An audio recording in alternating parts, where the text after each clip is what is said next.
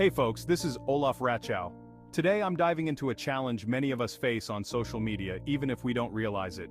It's called the holdback dilemma. Most of us know how we want to be treated, and how we want our loved ones to be treated too.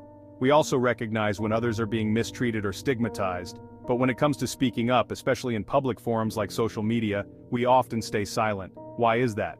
Let's explore this through two lenses: psychoanalysis and sociopsychology. From a psychoanalytic perspective, our fear of losing our status, our sense of belonging, or even our existence can make us hold back. Speaking out can feel like a threat to our own security. Sociopsychology adds another layer to this dilemma. Concepts like attribution failures and group polarization come into play. We often blame individuals for issues that are actually systemic, and we tend to align with group opinions, even if they're wrong. To illustrate, let me share a story about Jack and Chris. Jack was born in the US, and Chris, who migrated from South America as a child, have been close friends and colleagues for decades. But as societal tensions rise, Chris faces increasing stigmatization. People stop seeing him as an individual and start using him as a scapegoat for various problems. Lies are spread about him. He's mocked and blamed for incidents he's not even aware of. Eventually, Chris loses his job, his friends, and even faces suspicion from authorities.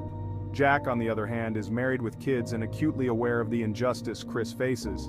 Yet defending Chris might put Jack and his family at risk, so Jack chooses to stay silent and turns away from his friend. This is the essence of the holdback dilemma. Now consider this scenario on a fictional social media platform. Let's call it Why.